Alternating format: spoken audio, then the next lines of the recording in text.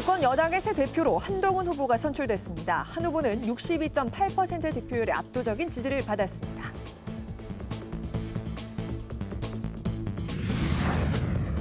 박찬대 더불어민주당 대표 직무대행을 비롯한 지도부와 의원들은 집중호우로 큰 피해를 입은 충남 지역을 찾아 수해복구 지원 활동을 펼쳤습니다.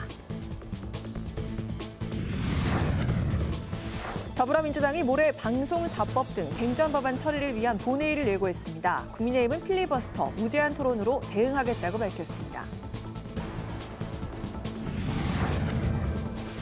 파워 인터뷰, 오늘은 국민의힘 전당대회 결과와 김건희 여사 수사의 검찰총장 패싱 논란에 대해 국민의힘 호준석 대변인에게 들어보겠습니다.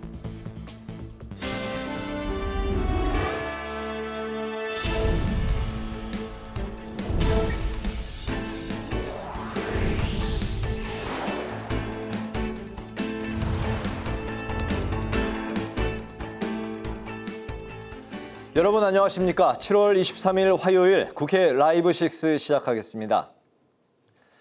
앞으로 2년간 여당을 이끌 새 대표의 한동훈 후보가 당선됐습니다. 총선 참패 후 비상대책위원회 체제에 들어간 지 약 2달 만인데요. 한동훈 신임 대표는 민심과 하나가 돼 민주주의를 위협하는 시각에 맞서 이기는 정치를 하겠다고 밝혔습니다. 강민지 기자입니다. 22대 국회 개원 후 열린 첫 국민의힘 전당대회에서 한동훈 후보가 새 당대표에 선출됐습니다. 경선 과정에서 불거진 패스트트랙 공소 취소 부탁 발언 등으로 결선 가능성이 제기됐지만 60%가 넘는 압도적인 지지를 얻으며 승부를 결정지었습니다. 원 후보는 당원 투표와 여론조사에서 모두 뒤처지며 약 50%의 격차로 2위에 머물렀습니다. 한동훈 신임 대표는 수락연설에서 건강한 당정관계와 국민 눈높이에 맞는 정치를 하겠다고 다짐했습니다. 생산적인 당정관계와 합리적인 토론을 통해서 민심을 정확히 파악하고 그때그때 때를 놓치지 말고 반응합시다. 그래서 민심의 파도에 우리가 올라탑시다. 최고위원회는 김재원, 장동혁, 인유원, 김민전 후보가, 청년 최고위원으로는 진종호 후보가 뽑히며 한 후보와 런닝메이트로 뛴 후보들이 대거 당선됐습니다. 총선 참패 후 103일 만에 당의 수장으로 복귀한 한 대표의 최우선 과제로는 전당대회 과정에서 불거진 당내 갈등 봉합이 꼽히고 있습니다. 또 해병대원 특검법 제표 결과 김건희 여사 특검법 등 거대 야당의 공세에도 맞서야 합니다. 용산과의 당정관계 재정립 문제도 마주해야 하는 가운데 2년 연속 전당대회에 참석한 윤석열 대통령은 당정 원팀을 강조했습니다. 우리 국민의 힘은 저와 함께 대한민국의 미래를 책임지는 집권 여당입니다. 우리는 한 배를 탄 운명 공동체이고 우리는 하나입니다. 한동훈 지도부는 내일 현충원 참배를 시작으로 본격적인 활동에 들어갈 예정입니다. 국회 방송 강민지입니다. 더불어민주당 지도부가 오늘 집중호우로 큰 피해를 입은 충남 지역을 찾아 수해 복구 활동을 펼쳤는데요. 피해 복구를 위한 국회의 역할을 강조했습니다. 또 검찰이 김건희 여사를 비공개로 조사한 것에 대해서는 수사농단이라며 거듭 비판했습니다. 김지수 기자입니다. 충남 부여를 찾아 수해 복구 지원 활동에 나선 더불어민주당. 당 지도부 등 소속 의원 50여 명이 충남 부여의 수해 피해 지역 농가를 방문했습니다. 올해도 부여 지역에 와서 우리 홍수 피해를 입은 농가들을 보고 또 우리 비닐하우스의 피해 상황을 보니까 사실 마음이 많이 아픕니다. 박찬대 당대표 직무대행은 부여에 3년 연속 피해가 발생했다며 지난해는 100년 만에 온 폭우, 올해는 200년 만에 온 폭우라고 설명했습니다. 특히 전체 비닐하우스 6,300동 중 5,000동 정도가 미복구 상태라며 국회가 법과 제도, 예산 지원을 해야 한다고 촉구했습니다. 과거의 제도대로는 이러한 풍수 피해를 막을 수 없다는 것을 염두에 둬서 제도적으로 이것을 막기 위해서 국회가 나서야 될 거라고 생각이 됩니다. 이런 가운데 민주당은 검찰이 김건희 여사를 비공개 조사한 것에 대해 오늘도 강하게 비판했습니다. 휴대전화까지 걷어가며 수사검사의 기강을 잡는 것이 황제조사가 아니면 무엇입니까? 이 정도면 황제조사를 넘어 수사농단입니다. 특히 김 여사 수사팀이 검찰총장 보고까지 패싱한 논란에 대해 공정과 상식에 부합하는지 윤 대통령과 김건희 여사가 직접 답하라고 촉구했습니다. 한편 민주당은 내일 밤 당대표 후보자 방송 토론회를, 모레는 최고위원 후보자 방송 토론회 일정을 이어갑니다. 국회 방송 김지수입니다. 야당이 모레 본회의 개의를 예고하면서 국회에 전운이 감돌고 있습니다. 방송 4법을 포함해 최대 7개 쟁점 법안 처리를 강행하겠다는 야당에 맞서 여당은 필리버스터 대장정을 예고했습니다. 이소희 기자가 보도합니다. 더불어민주당이 쟁점 법안 처리를 위해 오는 25일 본회의 개의를 예고했습니다. 민생회복지원금 지급을 위한 특별조치법을 포함해서 방송4법, 그리고 노조 및 노동관계조정법, 노란봉투법이죠. 이런 법안들을 통과시킬 것입니다. 먼저 민주당은 방송법과 방송문화진흥회법, 한국교육방송공사법과 방송통신위원회법 개정안 등 방송 4법 처리를 벼르고 있습니다. 민주당은 지난달 18일 과방위, 일주일 후 법사위에서 차례대로 방송 4법을 통과시키며 법안 처리에 강한 의지를 드러냈습니다. 지난주 우원식 국회의장이 방송 4법 중재안을 내놨지만 여당이 사실상 거부한 상황. 우 의장은 내일 기자회견을 통해 방송 4법 중재 결과와 본회의 상정 여부를 밝힐 예정입니다. 하청 노동자에 대한 원청기업 책임을 강화하는 내용의 노란봉투법과 25만 원 지원금을 지급하는 민생위기 극복 특별조치법도 상정될 가능성이 큽니다. 민주당은 어제 환경노동위원회 전체 회의에서 여당의 퇴장 속에 노란봉투법을 처리했고, 지난 18일 행정안전위원회에서는 민생위기 특별법을 통과시켰습니다. 국토교통위에서 심사 중인 전세사기 특별법도 법사위를 거쳐 본회의에 오를 가능성이 있습니다. 민주당은 여당의 필리버스터 상황을 보고 전세사기 특별법 통과까지 엿보겠다는 계획입니다. 이에 맞서 국민의힘은 각 법안에 대한 필리버스터로 맞설 계획입니다. 법안 한 개당 24시간 무제한 토론이 가능한 점을 계산하면 7박 8일간의 필리버스터가 예상됩니다. 나라의 미래에 심대한 악영향을 끼치는 나쁜 법안들을 강행 처리한다면 우리 당은 결코 자시할 수 없습니다. 국민의힘은 민생을 망치는 나쁜 법들에 맞서 국민과 함께 총력을 다해 싸우겠습니다. 이 밖에도 내일부터 이틀간 이진숙 방통위원장 후보자 청문회가, 그리고 26일엔 2차 대통령 탄핵 청원 청문회가 예고돼 있어 여야의 격렬한 대치는 이번 주 내내 이어질 것으로 보입니다. 국회 방송 이소희입니다.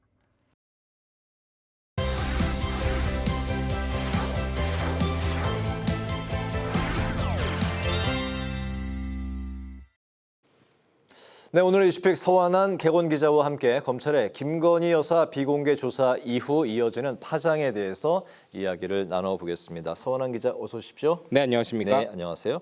조금 전 리포트에서 이제 봤듯이 국민의힘 전당대회 이제 한동훈 대표가 선출이 됐는데 이 이야기는 이제 잠시 후에 또 이어서 하기로 하고요. 먼저 김건희 여사를 비공개 조사한 것을 놓고 정치권과 법 쪽에 모두 이제 파장이 계속되고 있는데, 법 쪽에서는 이번 조사가 무혐의 처분을 염두에 둔 것을 시사한다, 이런 분석이 나오고 있네요. 네, 그렇습니다. 이 이원석 검찰총장은 그동안 비공개 회의 등에서 서울중앙지검으로의 공개 소환 조사를 거듭 얘기를 해왔었지만 결국 이 서울중앙지검 수사팀이 비공개 또 청사박 조사를 선택을 했습니다. 특히 이 서울중앙지검이 수사를 진행한 뒤 이 대검의 일을 사후에 보고하는 등 검찰총장 보고를 패싱하면서 법 쪽에서는 벌써부터 이 김건희 여사 사건 처리 결과가 예측이 된다, 이런 얘기들이 나오고 있습니다. 이 김건희 여사에 대해서 무혐의 처분을 할 수 있다, 이런 전망입니다. 현재 김건희 여사는 도이치모터스 사건과 명품백 수수 의혹 등 두 사건으로 조사를 받고 있습니다. 네. 이 중에 이 도이치모터스 사건 같은 경우는 증거 부족을 이유로, 또 명품백 수수 의혹의 경우에는 처벌할 수 있는 법조항이 없다는 이유로 무혐의 처분을 받을 수 있다는 그런 얘기입니다. 특히 이원석 검찰총장의 경우 법무부 장관에게 이 수사 지휘권을 회복시켜달라라고 구두로 요청을 했지만 법무부 장관이 이를 이달 초에 거절을 했다고 하는데요. 때문에 이 디올백 사건의 경우에만 수사 지휘권이 있지만 수사팀에서 두 사건을 모두 무혐의로 처분할 경우에 검찰총장이 이 결과를 뒤집기는 쉽지 않을 것이다. 이런 분석도 나옵니다. 그렇군요. 그런 가운데 패싱 논란 중심에 있는 이원석 검찰총장이 26일에 있을 탄핵청원 청문회에 불참하겠다는 뜻 오늘 밝혔다고요? 네, 그렇습니다. 일단 양당의 고심이 좀 깊은 상황인데 조금 더 이 대응책을 내놓기 위해서 분주한 곳은 국민의힘인 것 같습니다. 네. 이 검사 출신인 정점식 국민의힘 정책위 의장이 이 비상대책위원회에서 이성윤 민주당 의원이 서울중앙지검장에 재직할 당시에도 혐의점을 찾지 못했던 사건이다라면서 이 중앙지검의 수사팀의 의지와 영부인의 결단으로 이번 조사가 성사된 것이다라고 이렇게 설명을 하기도 했죠. 이 경호법상 영부인은 엄연한 이 경호 대상이고 대통령 재임 중에 영부인을 검찰이 조사한 선례가 없었던 만큼 경호 문제가 없는 장소로 불러서 비공개로 조사한 것은 합당한 조치다라는 게 친윤계 일각에서 나오는 그런 해명입니다. 하지만 서서히 다른 이야기들도 당내에서 나오고 있습니다. 오늘 이 친한계로 분류되는 장동혁 국민의힘 의원은 정당성을 가지려면 절차에서도 국민들의 눈높이에 맞게 국민들을 설득하는 절차와 과정으로 가야 한다라면서 문제 제기를 했습니다. 민주당 역시 공세를 강화하고 있는 그런 입장입니다. 이성윤 민주당 의원은 오늘 한 라디오에 출연해서 이원석 검찰총장이 사실상 식물총장이 된 셈이다라고 지적을 했고요. 이 조국혁신당의 박은정 의원은 윤석열 대통령과 김건희 여사를 모두 겨눈 이 쌍특검법도 발의를 했습니다. 정치권은 이런 상황에서 이원석 검찰총장의 26일 이 탄핵 청원 청문회 증인 출석을 좀 기대했습니다. 출석해서 이 조금 더 상세한 입장 표명이 있을 수 있을 것이다라는 기대였는데요. 하지만 이원석 검찰총장은 오늘 이 윤석열 대통령 탄핵 청원 청문회에 불출석 사유서를 오늘 국회에 제출했습니다. 때문에 이번 사후 보고 이른바 검찰총장 패싱 논란에 대해서 이번 청문회에서 검찰총장의 입장이 표명되는 것은 불발될 것 같습니다. 그렇군요. 여당 내에서도 절차와 과정의 공정성 이야기가 이제 나오고 있는 상황이네요. 당대표를 지금 각 당이 뽑고 있는데 각 당들의 상황도 짚어보겠습니다. 국민의힘에서 조금 전 전당대회 결과가 나왔어요. 한동훈 당대표 그리고 4명의 최고위원 선출이 됐는데 과정에서 이제 특히 이제 그 후보자 TV 토론에서 상당히 이제 논란이 많이 불거져 나왔지만 그 이후에 정당 지지도 여론조사를 보니까 국민의힘이 전당대회 컨벤션 효과를 톡톡히 누리고 있는 거 아니냐 이런 평가가 나오고 있어요. 네, 그렇습니다. 이 보수 언론 매체조차 우려를 했던 이 말도 많고 탈도 많았던 이 국민의힘의 전당대회 흐름. 하지만 이 여론조사 결과만 놓고 보면 긍정적이다 이런 평가를 할 수 있을 것 같습니다. 이 리얼미터가 전국 18세 이상 유권자 1,003명을 대상으로 진행한 이 정당 지지도 조사 결과에 따르면요. 네. 국민의힘은 42.1%의 지지율을 기록을 했습니다. 일주일 전에 비해서 4.1%포인트나 증가를 한 겁니다. 또 7월 첫째 주가 36%였던 것을 고려하면 6%포인트 이상 증가를 한 것이거든요. 이 리얼미터는 전당대회 과정에서 많은 논란들이 불거졌지만 거꾸로 국민들의 관심을 끌면서 이 컨벤션 효과가 지지층의 결집으로 이어졌다 이렇게 분석을 했습니다. 네. 같은 기간에 이 대통령 지지율도 올랐지만요. 국민의힘의 지지율보다 여전히 낮고 상승폭 역시 2.2%포인트로 역시 국민의힘의 지지율 상승폭보다 상대적으로 적습니다. 이 정치권에서는 윤석열 대통령에 대한 지지율이 낮은 상황에서 한동훈 후보와 나경원 후보 또 원희룡 후보 등이 각각 이 대통령실과 김건희 여사 이슈를 놓고 다양한 해법들을 제시한 것이 일반 유권자들과 당원들에게 선택의 폭을 넓게 제시한 효과가 이 지지율로 이어진 것이다. 이런 분석도 나옵니다. 특히 차기 당대표가 된 이 한동훈 후보의 경우 당과 대통령실이 앞으로 다른 포지셔닝을 가져갈 수 있다라는 기대감에 이 낮았던 당원 투표율과는 별개로 여론조사에서도 좋은 결과로 이어졌다. 이런 분석이 나옵니다. 네, 국민의힘은 올라가고 민주당은 이제 떨어지다 보니까 두 당 간 차이가 오차범위 밖으로 나와 있는 그런 상황이 됐네요. 민주당한테는 결코 이런 상황이 긍정적이지 않은 그런 신호가 될 텐데 전당대회도 어차피 대표는 이재명 이런 흐름으로 가는 것에 대해서 이제 우려도 나오고 있다고요. 네, 그렇습니다. 이 전당대회 컨벤션 효과가 이 여야의 희비를 갈랐다 이런 분석들이 좀 나오는 그런 이유인 것 같습니다. 네. 윤석열 대통령과 국민의힘 지지도는 상승한 반면 이 더불어민주당과 조국혁신당의 지지도는 하락했습니다. 이 사실상 연임이 확정된 야권의 전당대회가 이 유권자들에게 새로움을 주지 못한 결과로 이어졌다 그런 분석이 나오는 대목인데요. 네. 이 민주당 같은 여론조사에서 33.2%의 지지를 받았습니다. 직전 조사 대비 1.8%포인트 떨어진 것인데 조국혁신당도 9.3%로 1.0%포인트 더 내려갔습니다.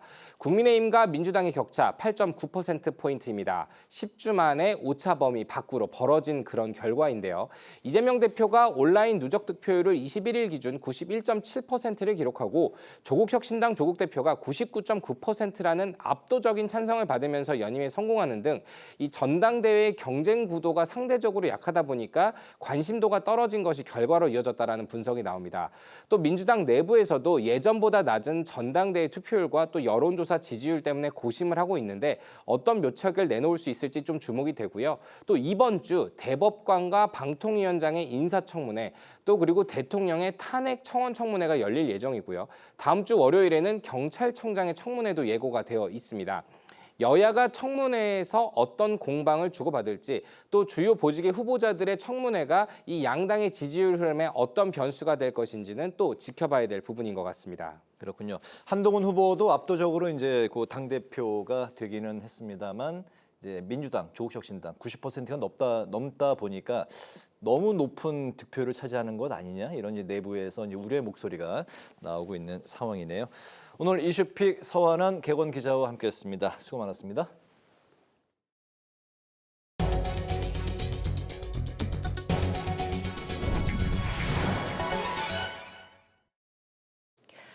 조지호 경찰청장 인사청문회가 오는 29일 열릴 예정입니다. 국회 행정안전위원회는 전체 회의를 열고 조지호 경찰청장 후보자 인사청문회 실시 계획서를 채택했습니다. 조 후보자는 경찰대 행정학과 6기로 서울 서초경찰서장, 경찰청 기획조정 담당관, 치안상황관리관, 차장 등을 역임했습니다. 국민의힘이 정부를 향해 김영란법상 농축수산물 선물가액을 현행 15만 원에서 30만 원으로 상향 조정해달라고 요청했습니다. 추경호 원내대표는 국민권익위원회가 어제 청탁금지법상 식사비 한도를 3만 원에서 5만 원으로 상향하는 안을 의결한 데 대해 늦었지만 다행이라며 농축수산물 선물가액도 상향해야 한다고 거듭 주문했습니다. 추 원내대표는 선물가액 상향만으로도 별도의 재정 투입 없이 국산 농축수산물의 소비 증진 효과를 누릴 수 있다며 정부가 규제 개선에 적극적으로 나서달라고 당부했습니다. 더불어민주당은 김용원 국가인권위원회 상임위원이 국가인권위원장 추천 명단에서 배제된 건 당연한 결과라고 밝혔습니다. 민주당 소속 국회운영위원회 위원들은 성명서를 통해 막말과 갑질, 폭언으로 논란을 일으켰던 김 의원의 서류 심사 탈락이 윤석열 정권의 유일한 치적이라고 말했습니다. 그러면서 윤석열 대통령을 향해 중립적이고 인권 감수성이 풍부한 위원장을 후보로 추천할 것을 촉구했습니다. 조국혁신당이 윤석열 대통령과 김건희 여사에 대한 쌍특검 법안을 발의했습니다. 박은정 의원은 오늘 기자회견에서 대통령 부부의 중대 비위와 국정농단 의혹이 있는데도 수사기관은 국민 불신만 증폭시키고 있다며 특검으로 엄정 조사해야 한다고 밝혔습니다. 박 의원은 과거 한동훈 전 검사장에 대한 윤 대통령의 수사 방해 의혹과 김만배 씨 누나의 대통령 부친 주택 매입 의혹, 그리고 김 여사의 임성근 전 사단장 구명 로비와 삼부토건 주가 조작 의혹 등을 수사 대상으로 올릴 것이라고 설명했습니다. 예상하긴 했지만.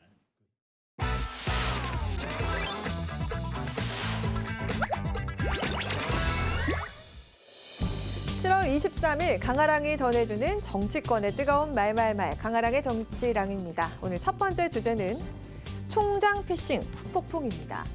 이원석 검찰총장이 김건희 여사 소환조사 과정에서 자신에게 사전 보고하지 않았던 이창수 서울중앙지검장을 공개 질책한 데 이어 대검 감찰부에 진상조사를 지시했습니다. 또한 명품백 수수 의혹 사건을 수사하던 담당 검사가 사표를 제출하며 반발하고 있는 상황인데요. 김 여사 조사 논란으로 추후에 검찰 내부 갈등이 시작됐다는 해석이 나오고 있습니다. 여당에서도 평가가 엇갈리고 있는데요.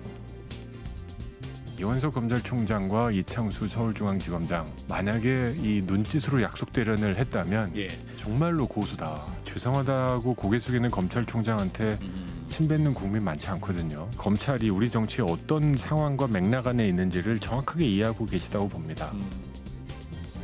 반면 검사 출신인 홍준표 대구시장은 영부인을 포토라인에 세워 창피를 주는 게 올바른 검찰권 행사냐면서 그릇이 간장종지 같단 말로 한동훈 신임 당대표를 빗대 검찰총장을 비판했습니다. 이번 총장 패싱 논란에 대해서 서울중앙지검의 해명은 이렇습니다. 도이치모터스 주가 조작 의혹 사건에 대해선 이 총장의 수사 지휘권이 배제돼 사전 보고할 수 없었던 건데요. 이 부분을 중점적으로 야당에선 비판이 터져나왔습니다. 당시 윤석열 검찰총장의 부인과 장모의 주가 조작 비리에 대해서는 이해 충돌 사안이기 때문에 당연히 제가 검찰총장의 수사 지휘권을 배제를 해야 되는 게 맞는 거죠. 그런데 이원석 검찰총장은 그런 이해 충돌이 없을 거 아닙니까? 그러면 당연히 그 법무부 장관에게 내 수사 지휘권을 복원해달라고 요구를 해야 되고요. 그런가 하면 조국 혁신당은 오늘 윤석열 대통령 부부 쌍특검법을 발의하면서 김건희 여사 출장 조사를 하면서 날을 세웠습니다. 우리 법 앞에 예외도 특혜도 성역도 없다던 검찰총장을 패싱하고 김건희 맞춤 서비스로 출장 조사까지 나갔습니다. 당연히 해야 하는 보고를 하지 않은 것은 직무유기이고 보고를 하지 못하게 했다면 직권남용에 해당할 것입니다. 총장 패싱부터 수사검사 사표까지 최근 이틀간 검찰에서 일어난 일인데요. 속내는 윤석열 대통령과 검찰총장의 갈등이 핵심이란 해석이 나오면서 추후 상황에 이목이 집중되고 있습니다. 자, 이어서 오늘 두 번째 주제는 원외 수석 최고위원입니다. 8.18 전당대를 앞두고 민주당 최고위원 경선에서 원외 인사인 정봉주 후보가 선두를 달리면서 최고위원 경선 최종 결과에 관심이 모아지고 있습니다. 1, 2, 3, 4, 5등은요. 그냥 그때 당시 성적표예요. 왜냐하면 들어가서 회의하면 이제 그때부터 정치적 그 내공들이 결정이 나고 정치적 역할들이 결정하는 거지. 8월 18일 하루거든요. 그날의 성적표고 그날 상장 받는 거로 끝나는 겁니다. 하지만 정봉주 후보가 이 흐름대로 쭉 간다면 최고위원 당선인 5명 중 1위를 기록해서 이른바 수석 최고위원으로 불리게 되는데요. 수석 최고위원은 당원 당규상 명시된 공식 자리는 아니지만 실질적 권한은 주어집니다. 당대표나 원내대표가 거리한 경우 우선권이 있고 최고위에서의 자리 위치와 발언 순서도 그렇고요. 이 같은 자리에 원외 인사이자 지난 총선에서 각종 논란으로 공천이 취소된 인사가 오를 가능성이 점쳐지자 내부에선 다소 당혹스러운 분위기도 감지되고 있습니다. 지난번에 정봉주 후보를 공천을 줄 수 없었던 결정을 내린 지도부로서는 곤혹스럽죠. 참 저도 이런 형태의 전당대회 결과들이 처음 있는 일이라서 우리 당원들이 잘못했다고 판단을 내리는 것인지 아니면 그 결정은 옳았으나 불쌍하니까 이번에 지도부로서 일할 수 있도록 기회를 주자는 것인지. 당초 이재명 당대표 후보 캠프에서 정치적 자문 역할을 해온 김민석 후보가 명심을 얻고 무난하게 수석 최고위원이 될 것이라는 평가가 지배적이었지만 예상과 다른 결과에 이재명 당대표 후보 역시 난감한 기색을 드러내기도 했습니다. 지금 제주보다 더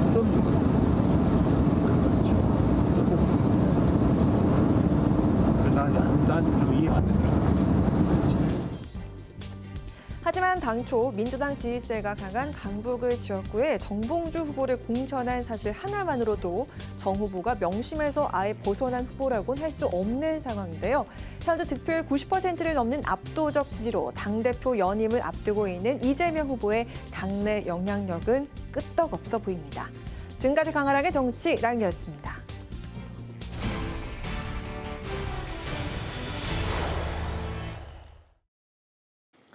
내일부터 모레까지 이틀간 이진숙 방송통신위원장 후보자 인사청문회가 열립니다.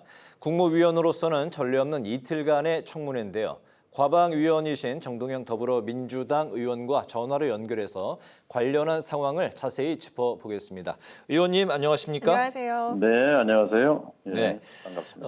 이진숙 방송통신위원장 후보자에 대한 인사청문회가 이제 내일과 모레 이틀 동안 열리게 되는데요. 민주당이 그 어느 때보다 송곳 검증을 벼르고 있는 것으로 알고 있습니다. 의원님께서 이제 과방위원이기도 하시고 또 MBC 기자 출신이시기 때문에 이번 청문회를 임하는 소회가 남다를 것 같습니다. 내일 주로 어떤 점을 중점적으로 질의하실 예정이신지 먼저 들어보겠습니다. 청문회는 이제 방송통신위원장의 자질을 검증하는 위원회입니다만 조금 크게 보면 이것은 이 정부의 국정 운영의 파행의 한 상징 같은 겁니다. 외치에 있어서는 지금 그 바이든 대통령의 이른바 가치 외교를 추종하다가 지금 길을 잃어버린 상황이 됐죠. 미국 대선의 지금 격변에 따라서요. 내치에서는 지금 최혜병 사건과 관련해서 수사 외압, 직권남용으로 지금 공지에 몰려 있는 상황에서 말하자면 이제 공지 탈출의 한 수단으로 언론 장악 중에서도 방송 장악을 통해서 뭔가 그 탈출구를 마련해 보려고 하는 그런 연장에 있다고 보여집니다만 그러나 우리 사회에서 가장 중요한 가치는 상식이라고 생각합니다. 상식. 그러니까 언론을 장악하면 대중을 장악하고 대중을 장악하면 권력을 국가를 지배한다 하는 괴벨스류의 히틀러의 그 나치에 복무했던 괴벨스류의 그런 언론관이 횡행하고 있는 것 같아요. 그래서 어떻게든지 지금 방송을 장악하기 위해서 이동관을 통해서 KBS를 장악하고 김홍일을 통해서 YTN을 민영화하고 이제 이진숙을 통해서 MBC를 장악하면 방송 장악이 이제 완료된다 이런 계산인 것 같은데요. 이것은 국민의 상식을 파괴하는 것이고 결과적으로는 지금 국정 운영의 파행의 궁지에서 더 어려워지게 될 거라는 점을 말씀드리고 싶습니다. 네, 민주당이 내일 인사청문회에서 이진숙 후보자의 낙마를 목표로 정한 것으로 알려져 있습니다. 그런데 낙마를 결정지을 결정적인 단서가 부족하다는 지적도 일각에서 나오고 있는데 이에 대한 반론이 좀 있으시다면요. 어떤 게 있을까요? 단서보다도 더 중요한 게 자질 문제인데 자질에 있어 중요한 건 이 방통위원장이 사실은 사회적 존경을 받는 덕망이 있는 인사가 되는 것이 맞습니다. 존경까지는 바라지 않더라도 그래도 정상적인 사고방식을 가진 사람이어야 한다고 생각합니다. 민주주의의 생명은 언론의 자유가 튼튼하게 보장되는 자유언론의 존재에 있습니다. 그런데 이 MBC에 있을 때도 MBC의 공정방송을 파괴하고 장악하는데 부역 역할을 한 그런 부끄러운 역사를 갖고 있는 거죠. 지금 방통위원장 후보자가요. 그래서 지금 그래도 정상적인 사고방식을 가진 사람이 이 방통위원장을 하도록 해야 되는 것 아닌가. 이 정권이 좀 지난 총선의 의미를 새긴다면 그래야 될 것 같은데 지금 이 후보자는 5.18 광주 민주화 운동에 대해서 폭도가 선동한 광주 사태라는 글에 대해서 좋아요를 1년 전에 눌렀던 그런 역사 인식을 갖고 있습니다. 그것도 내일 물어볼 생각입니다만 답변을 계속 회피하고 있는데요. 이건 정상적인 일반 평균적인 상식을 가진 사람의 태도는 아니에요. 그리고 세월호에 대해서도 세월호 리본으로 노랗게 뒤덮은 천지에 나라의 앞날이 노랗다는 식으로 이걸 세월호를 폄하하고 세월호 유족들에게 사죄해야 합니다. 또 이태원 참사도 참사 기획설을 본인이 SNS에 글을 올리고 하는 정상적인 사고가 아니에요. 그러니까 세월호든지 이태원 참사든지 5.18 폭도선 동설이든지 이 아주 극우적인 그런 역사관과 세계관, 그 사회관을 갖고 있는데 이런 사람을 방통위원장으로 앉혀가지고 MBC를 장악하고 또 KBS 다른 또 이 케이블 텔레비전을 마음대로 조종해서 이런 국정 운영의 파행을 국민들의 낮은 지지율을 돌파해보고자 하는 그 생각을 저는 버려야 한다고 생각합니다. 안타깝습니다. 네, 후보자의 자질 문제를 중점적으로 따져 묻겠다 말씀하셨는데 내일 저희 국회 방송에서도 생중계되니까 저희도 관심을 갖고 지켜보도록 하겠습니다. 검찰이 제3의 장소에서 김건희 여사를 비공개 조사하면서 민주당이 이에 대한 공세와 함께 김건희 여사 특검법 추진을 위한 포석으로 다져가는 분위기입니다.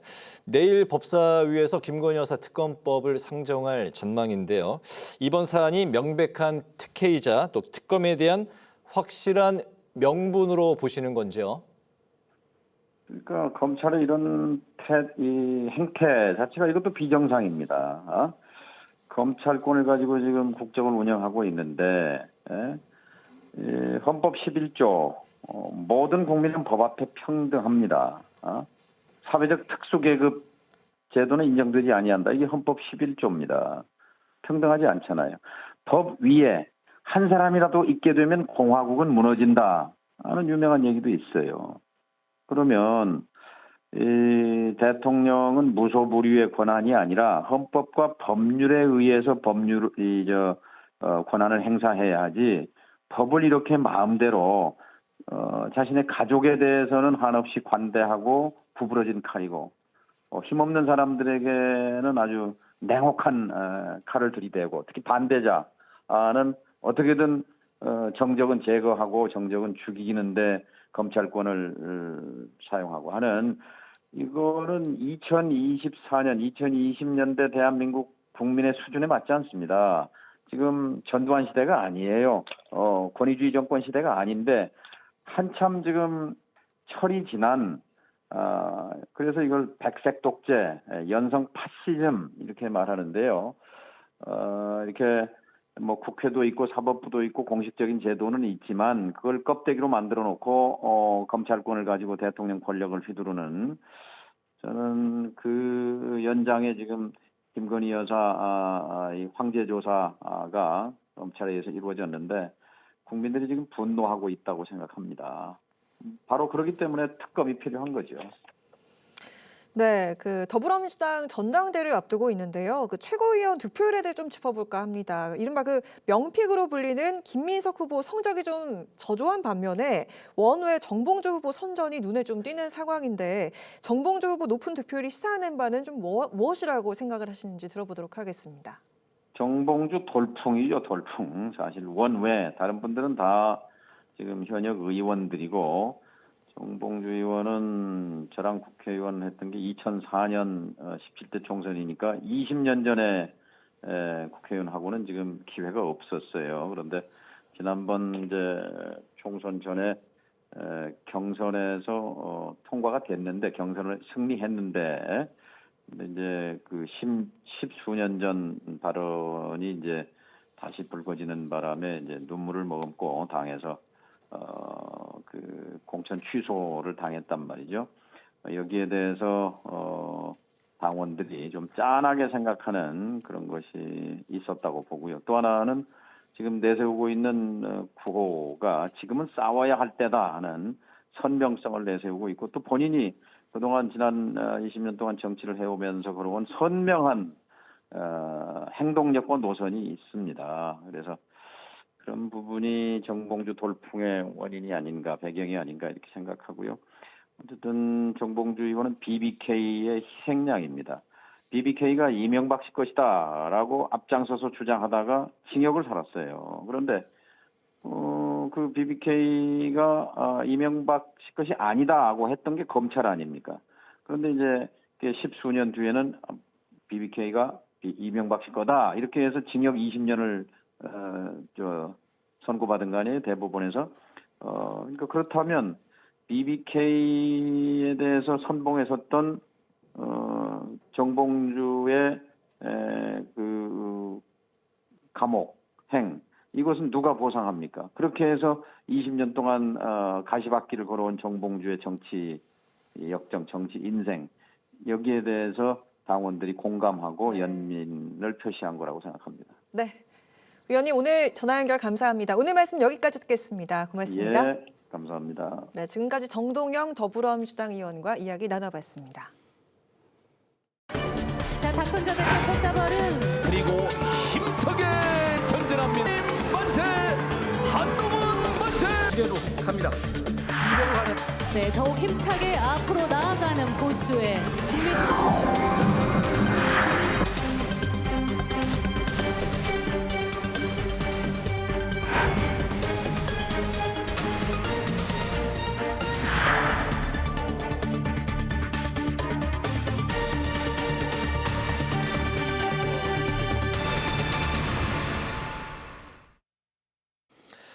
오늘 국민의힘은 한동훈 후보가 새 당대표로 선출됐습니다. 이제 경선 과정에서 벌어진 비방과 폭로를 수습하고 내부 갈등을 봉합할 수 있을지, 그리고 야당 탄핵 공세에 어떤 대응책을 마련할지 등 다양한 과제가 쌓여 있는데요. 국민의힘 호준석 대변인을 모시고 자세한 이야기를 들어보겠습니다. 어서 오십시오. 반갑습니다. 반갑습니다. YTN에서 오랫동안 이제 앵커를 네. 하셨기 때문에 질문하는 위치에서 대답하는 위치로 바뀌셨는데 이제 많이 적응이 되셨습니까? 자유롭습니다.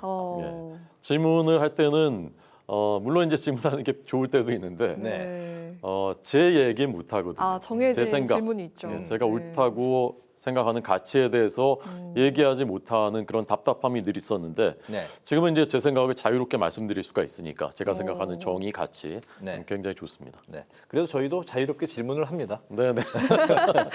자유롭지만 좀 덜 날카롭게 해주시기를 부탁드리겠습니다. 알겠습니다.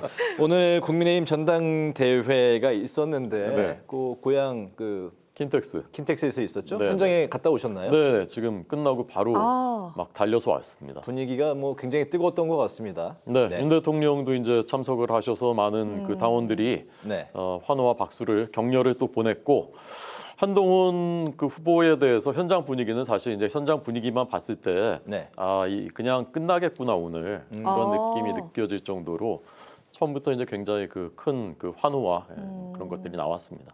한동훈 후보를 환호하는 그 목소리가 좀 압도적이었다 현장에서. 입장할 그래서 때부터. 1차로 끝날 줄 예감을 했다.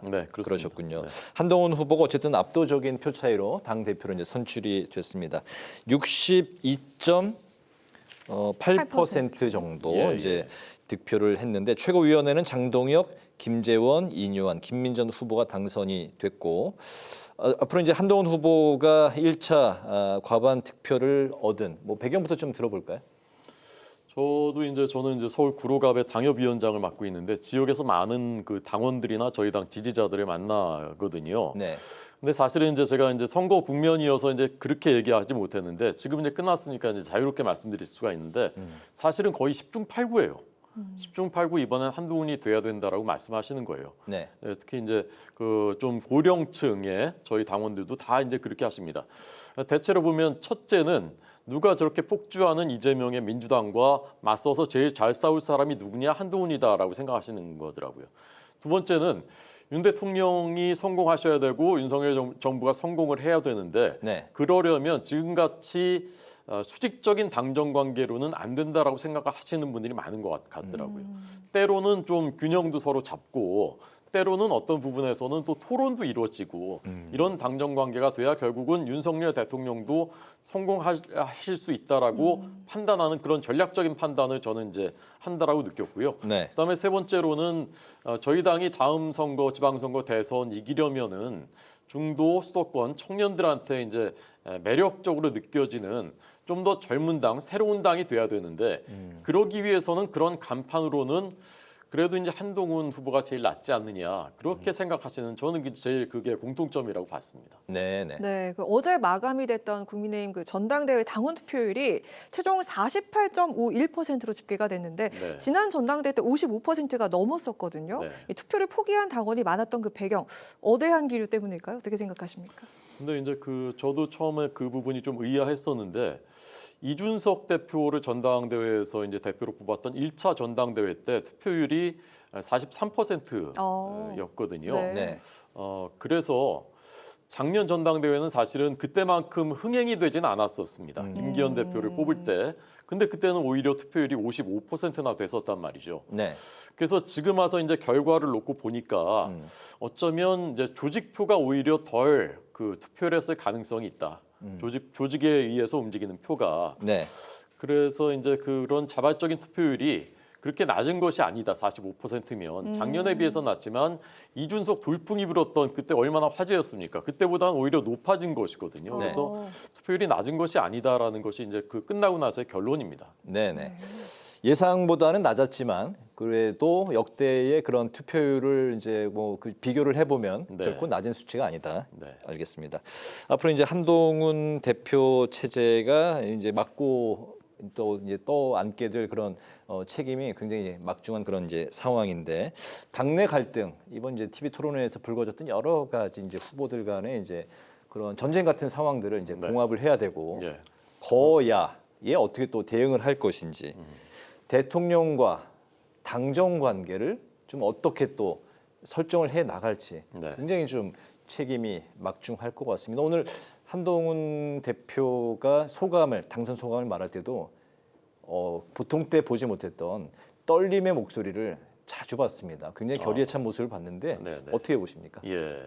저는 사실 그 끝나고서 빨리 여기 오느라고 그 수락연설을 못 듣고 왔거든요. 네. 목소리가 떨렸군요. 네네. 예. 그래서 저는 이제 그 문면 텍스트만 보니까 민심이라는 얘기 제일 많이 했고요. 민심의 파도에 우리가 올라타자 이제는라는 얘기. 그다음에 국민의 눈높이, 국민들한테 반응하자. 사실은 이 얘기가 총선 때도 한동훈 그 대표가 지속적으로 했었던 얘기입니다. 네. 저는 민심 감수성이 좀 더 필요하다. 저희 당에는 특히 이제 수도권, 그다음에 중도에 있는 분들, 그리고 좀 더 이제 그 청년들. 이런 그 우리 그 유권자들 국민들이 무엇을 느끼고 무엇을 아쉬워하는가, 무엇을 불만을 갖고 있는가 저희 당에 대해서 그런 것들에 좀 더 민감하게 반응하는 감수성이 필요하다고 생각하는데 한동훈 대표가 이제 그런 것을 저는 지향하고 있다고 생각하고요. 그다음에 이제 당정 관계 많은 분들이 걱정을 하시는데 저는 이제는 윤석열 대통령이나 한동훈 대표나 과거에 친하던 검찰 선후배가 아닙니다. 우리 국민들은 더 이상 그런 관계를 원치 않으십니다. 이제는 대통령이고 집권 여당의 대표입니다. 그렇다면은 때로는 존중하고 때로는 또 건강하게 긴장을 하면서 서로 또 존중을 하면서 그리고 누구보다 먼저 대표가 대통령을 더 존중해야 되겠죠. 국민들이 뽑은 대통령이니까요. 그런 관계 속에서 때로는 이제 필요할 땐 토론하고 또 그러면서 어떨 때는 이제 좀 끌어가기도 하고 어떨 땐 당이 끌고 어떨 때는 이제 정부가 끌고 그렇게 가면서 할 수 있을 것이다. 또 그 두 분의 관계가 과거에도 검찰에 있을 때도 때로는 이제 막 토론도 하고 때로는 의견 충돌도 있고 그러면서 좋은 접점을 찾아 나갔다고 하더라고요. 그래서 그렇게 될 것이라고 생각합니다. 과거에 좋은 접점을 찾아 나갔던 그 분위기가 다시 그때로 돌아갈 것이다. 이렇게 뭐 낙관적으로 그때보다 더 좋아질 겁니다. 왜냐하면 그때보다 더 막중한 책임감을 갖고 있고 이제는 나라의 운명을 걸머쥐고 있기 때문에 개인의 감정 가지고서 그 일을 그르치지 않을 것이고요. 또 당연히 마땅히 그렇게 해야 된다고 생각합니다. 네. 이 전당대회 과정에서 불거진 의혹들에 대해서 야당 측에서는 지금 공세에 들어간 듯한데요. 민주당 측에서는 그 국민의힘 전당대회에서 불거진 댓글팀 그 의혹과 관련해서 전담 TF를 구성하기로 했고 조국 혁신당은 더 나아가서 윤 대통령과 김 여사에 대한 쌍특검 법안을 발의를 했습니다. 과연 어떤 대응책이 좀 필요할까요? 근데 이제 저희 당의 최근에 여론조사 보면은 저희 당이 굉장히 시끄러운 것 같았는데도 지지율이 이제 올랐지 않습니까? 저는 민주당의 이제 그 위기감의 발로라고 생각하는데요. 댓글팀, 뭐 여론조성팀, 댓글팀이라고 하는 것이 법적으로 어떤 문제가 있는가? 저는 법적으로 문제가 될 것이 전혀 없다고 생각합니다. 장해찬 전 최고위원이 공개한 텔레그램 메시지를 봐도요. 거기에 대부분이 장관의 공식적인 업무와 관련된 그런 내용들이고 또 한동훈 후보는 내가 무슨 돈을 주거나 지시하거나 하지 않았다라는 것을 이제 명백하게 밝히지 않았습니까? 그러니까 이런 것들은 뭐 필요하다면 또 이제 더 조사를 해볼 수도 있겠지만 사법 리스크라고 할 수 없는 것이다. 다만 야당의 주장이고 위기감의 발로일 뿐이다라고 생각하고요. 조국 혁신당이 특검을 이제 말씀하신다고 하는데 어떤 특검을 얘기하시는 건지 아마 국민들도 매우 헷갈리실 겁니다. 그리고 조국 혁신당이 정말 법치, 공정을 얘기할 수 있는 당인가? 저는 정말 의문입니다. 그 당의 대표께서도 이미 2심까지 유죄가 선고돼서 3심 선고 마지막 확정 선고만 기다리고 계시지 않습니까? 네. 그 당의 원내대표는 민주주의의 꽃이라는 선거를 노골적으로 관건으로 개입한 혐의로 1심에서 유죄 판결 받은 지가 불과 몇 달 되지 않았습니다. 작년 말인가 올해 1월이지 않습니까? 그래서 탈당까지 하셨던 분이 다시 당을 옮겨서 그 당에서 국회의원이 되셨고 원내대표가 되셨는데 그분들이 정말 어떻게 국민들에게 어떤 그 마음을 가지고 법치 공정 이런 걸 얘기하시는 건지 저는 정말 의아합니다. 네, 야당이 이제 특검 추진에 대한 이제 반대 의견을 이제 반박을 해주셨는데 김건희 여사가 제3의 장소에서 이제 그 비공개 조사를 받은 것에 대해서 여러 가지 지금 이제 논란이 되고 있고 이원석 검찰총장이 수사팀을 질책하고 진상 파악에 이제 들어간 상황입니다. 담당 검사는 이제 사표를 내고 또 이제 반발하고 있는 그런 상황이고 야당이 바로 이제 이 지점에서 김 여사가 이제 특혜를 받았다. 그래서 이 특검을 또 해야 된다. 그 명분이 더 명명백백해졌다 이런 입장입니다. 여당이 좀 어떤 입장일까요? 그러니까 국민들의 그 마음을 좀 더 헤아려서 조금 더 지혜롭게 했으면 좋았겠다라는 이제 그 국민들의 그 목소리도 저희가 경청을 하고 있고요. 그다음에 검찰총장 입장에서도 좀 더 이제 검찰청사로 소환을 하고 이런 방식으로 했으면 좋았겠다라는 그런 그 취지도 이해를 합니다. 그렇지만 한편에서는 불과 며칠 전에 이제 어떤 기사들이 나왔었냐면요. 단독 기사들로 대통령실에서는 방문조사 또는 서면조사를 원하는데 검찰은 소환조사를 요구하고 있기 때문에 제3의 장소에서 소환해서 조사하는 방안이 검토되고 있다라는 그 기사를 진보 언론이라고 평가되는 그 언론에서 매체에서도 썼었습니다. 그런데 이제 비판적인 논조가 아니었어요. 그 당시까지만 해도. 그때 조사가 꼭 필요하고 조사 자체가 언제 할지 뭐 하는 건지 안 하는 건지 불투명한 상황이었으니까요. 그래도 조사를 하는 게 좋겠다는 이제 그런 취지였거든요. 근데 이제 결국 그렇게 해서 이제 조사가 이루어졌단 말입니다. 저는 현직 대통령 부인으로서는 처음으로 대면 조사를 12시간 받았다는 점 그리고 물론 제3의 장소이긴 하지만 소환 조사가 이루어졌다는 점 그리고 과거에도 이제 권양숙 여사께서도 물론 이제 검찰청사지만 서울중앙지검 대검으로 가시지 않고 거주지와 가까운 부산지검에서 이제 그 소환 조사를 받으셨다는 점 모두 비공개였고요. 또 지난 정부에서는 조국 전 장관은 전직 장관인데도 비공개로 여러 번 소환을 했었습니다. 그런 점과의 형평성 그런 점들도 조금 더 좀 감안을 해주셨으면 좋겠다 그런 말씀드리고 싶습니다. 이제 검찰총장이 이제 좀 패싱 논란이 일고 있고 또 장동혁 의원도 오늘 절차와 과정의 공정성에 대해서 이제 국민의 눈높이에 좀 적합하지 않은 부분이 있다 이렇게 이제 언급을 했거든요. 네, 그런 말씀들도 뭐 일리가 있는 말씀들이라고 생각하고요. 그래서 조금 더 이제 정밀하게 했으면 좋았겠다라는 그런 부분이 아쉬움이 남는 부분도 있고요. 다만 이제 총장 패싱이라는 부분은 아시는 대로 이 도이치모터스 주가 조작 사건은 추미애 법무장관이 검찰총장의 수사 지휘권을 배제시킨 것이 지금까지 이어져 오고 있기 때문에 미리 그것을 이제 보고하거나 그렇게 했다면은 그것도 또 나중에 이제 위법 소지가 있었다는 점 그런 점도 그 참작은 돼야 될 것 같습니다. 네. 그리고 오는 26일엔 국회 법사위에서 윤 대통령 탄핵 청원 2차 청문회가 열리게 됩니다. 또 그 김건희 여사를 증인으로 채택한 상태고 이원석 검찰총장은 출석하지 않겠다고 밝혔습니다. 이날 청문회 좀 어떻게 전망을 하시는지요? 그 위헌이죠, 위헌. 헌법을 어기는 게 위헌이지 않습니까? 국회는 법률을 만드는 곳인데 법률도 아니고 헌법을 어기는 행위를 해서는 안 되는 것이지 않습니까? 탄핵이라는 것은 헌법에 직무 수행에 있어서 헌법과 법률을 위반했을 때 탄핵을 할 수가 있는 것인데 전제부터가 잘못됐잖아요. 도이치모터스 주가 조작 사건은 설령 그것이 정말 위법이라 하더라도 대통령이 결혼도 하시기 전에 있었던 일인데 대통령의 어떻게 탄핵 사유가 됩니까? 그런데 그것을 가지고 청문회까지 하겠다는 것은 우리가 한 번도 저도 기자 생활을 30년 했는데 탄핵 청문회, 탄핵 청원 청문회라는 거는 듣도 보도 못하는 거거든요. 근데 그것을 이제 지난주에는 최상병 순직 사건 가지고 했고 또 이제 하시는데 결국은 많은 국민들이 보시기에는 탄핵 열차를 올라타기 위해서 억지로 하시는 것으로 그렇게 이제 평가를 하고 있단 말입니다. 지난주에 그렇게 요란스럽게 청문회를 했는데 과연 무엇이 나왔습니까? 그 수많았던 의혹들이 사실이 아니었구나라는 것을 더 이제 강화시켜주는 방향이 됐거든요. 이번에 또 청문회를 한다고 하는데 이것은 그것보다도 더 도이치모터 주가 조작 사건은 요건조차 안 되는 것이고 이렇게 이제 희화화되기 시작하니까 정청래 법사위원장 해임 청원까지 지금 5만 명 돌파했지 않습니까? 이것도 청문회를 또 해야 되는데 정청래 위원장 하겠다고 하지 않습니까? 이런 청문회로 인해 날을 새는 겁니다. 국회가 입법하고 국민들의 민생을 돌보는 일을 해야 되는데 이것이 정말 국민들이 원하시는 민주당의 다수당의 표를 몰아준 그런 국회의 모습입니까? 묻고 싶습니다. 알겠습니다. 마지막 질문 이제 드리겠습니다. 지난 21대 국회에서 재표결 끝에 이제 폐기가 됐었던 노란봉투법이 노란봉투법을 어제 그 야당이 국회 환노위에서 단독으로 이제 의결을 했습니다. 여당은 필리버스터로 이제 맞대응하겠다는 그런 입장인데 이 부분 노란봉투법 좀 어떻게 결론이 날 것 같습니까? 세상 모든 것에는 저는 균형이 있어야 된다고 생각합니다. 균형도 있고 견제도 있어야 되는 것입니다. 노동자의 권리가 존중받아야 되죠. 그렇지만 그에 못지않게 경영자가 경영할 수 있는 권리도 보장이 돼야 되는 것이고 그것이 양자가 조화와 균형을 이루면서 우리나라의 경제가 여기까지 성장한 것이지 않습니까?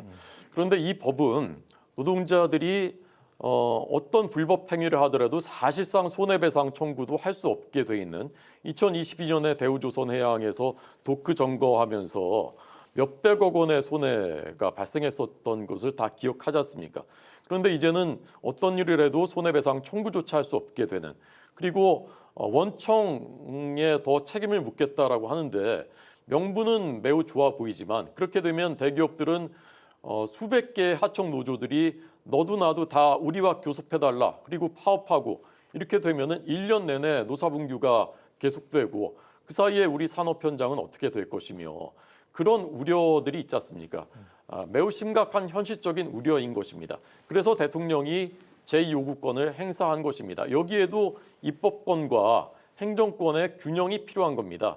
무리한 법안이라고 생각하면은 헌법에 보장된 것이 대통령이 제2요구할 수 있게 되는 제2요구권입니다. 그래서 그것을 행사한 것인데 지난 국회 때 그랬던 것인데 국회 이제 회기가 임기가 바뀌었다고 해서 똑같은 것도 아니고 그것보다 더 강화된 법을 지금 또 통과시키겠다라고 하는 겁니다. 저희가 할 수 있는 것은 뭐 필리버스터밖에 지금 없죠. 숙려기간 이런 것조차도 다 무시하고 있으니까요. 그럼 결국은 언젠가 또 통과가 될 것이고 그러면 또 제2요구권 발동할 수밖에 없는 것이고 야당은 그것을 또 빌미 삼아서 대통령이 국회 무시하고 있다, 탄핵해야 된다 이렇게 갈 것이고 이런 악순환이라고 생각합니다. 알겠습니다. 정말 그 질문하는 위치에서 대답하는 자리로 바뀌셨는데도 굉장히 자유롭게 답변을 잘하시네요. 질문을 잘해주셔서 그렇습니다. 날카롭지 않았죠 질문이? 네, 좋았습니다.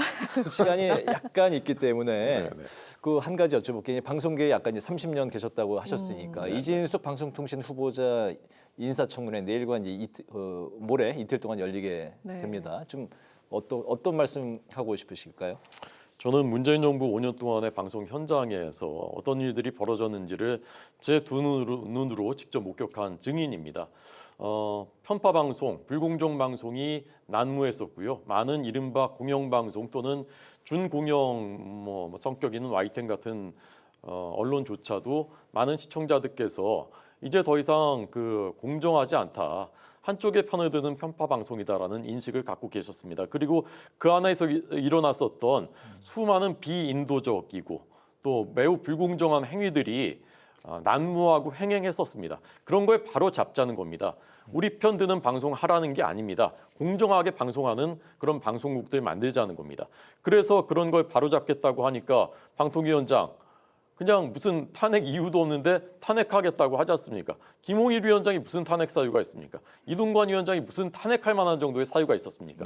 그런데 탄핵하겠다고 하니까 고육지책으로 이제 바꾸는 거잖아요. 그런데 지금 이진숙 이분은 아직 뭐 취임도 안 했는데 또 이제 벌써 탄핵 얘기를 하고 청문회 장관들은 하루씩 하는 게 수십 년의 관행인데 이걸 갑자기 이틀씩을 한다고 그러고 이런 것이 정말 그 국회가 공정하게 하고 있는 것인가 야당에게 물어보고 싶습니다. 알겠습니다. 이제 아까 바로 전에 전화 인터뷰에서 민주당의 정동영 의원의 이제 관련한 이야기를 들었기 때문에 또 국민의힘 입장도 저희가 같이 들어봤습니다. 이제 파워 인터뷰 마칠 시간이 됐는데 오늘은 국민의힘 호준석 대변인을 모시고 여당 전당대회와 김건희 여사 비공개 소환 논란을 중심으로 관련 말씀을 들어봤습니다.